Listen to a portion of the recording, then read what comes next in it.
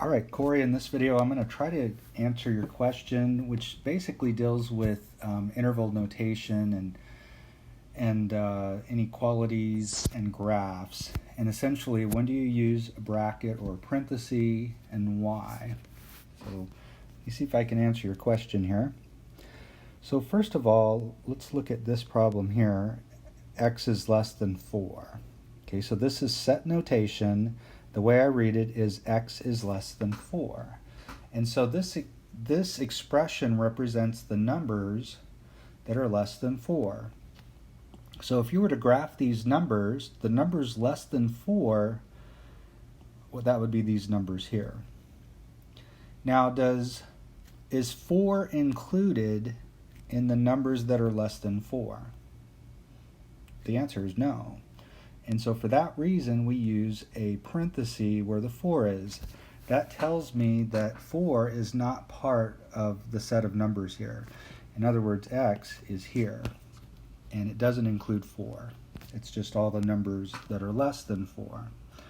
Now, if you're writing this in interval notation, you go from left to right. Hold on just a second. On the left, you're going forever to the left as numbers get bigger and bigger, negative eventually. And so we call that negative infinity. And then as you go to the right, you end up at 4. But since we're not including 4 in the set, we use a parenthesis. So basically, interval notation will look just like the graph, for the most part, reading from left to right, except we obviously don't have any shading or anything like that. So this represents the numbers from negative infinity to 4, all the numbers that are less than 4. All right, so what if we had x is less than or equal to 4? Well, it's basically the same graph. I'm going to shade the numbers that are less than 4. The only difference now is, again, how do I read this? X is less than or equal to 4. So what are the numbers that are less than or equal to 4? Well, it includes all the numbers that are less than 4, but also equal to 4. And so we use a bracket here. And so when I write this in interval notation, we go from negative infinity to 4, and the bracket indicates that 4 is part of the solution. And the only reason why we're using a bracket is because of the equal sign. It's all about the equal sign. All right, so let's do one last example just to make sure you've got this, or I'm hoping that that's the case, and that I've answered your question. What if we have this expression here? Now, the way I like to say this or think of this is this represents the numbers between negative 2 and 1, including the 1 but not the negative 2. Why is it including the 1? Because of the equal sign there. So let me go ahead and graph this. Excuse me. So the numbers between negative 2 and 1, that would be these numbers here. And again, we're not including negative 2, so we'll have a parenthesis there. And because of that equal sign on the other side, we are including the 1.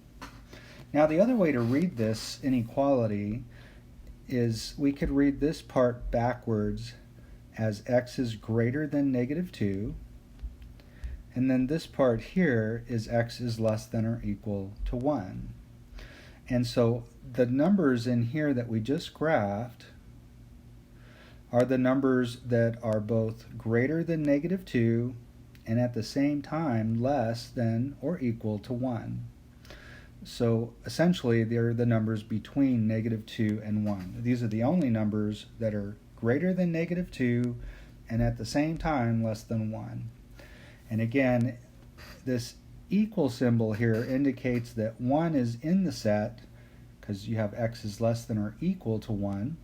And on the other side, x is greater than negative 2. That doesn't include negative 2.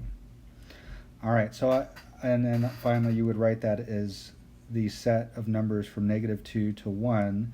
Again, in interval notation, it looks a lot like the graph. That's why we've been using this notation where you have a parenthesis or a bracket, because that's what you have in interval notation. So anyway, I hope that answered your question. If you have any more questions, or if there's something more that I'm missing here, just let me know.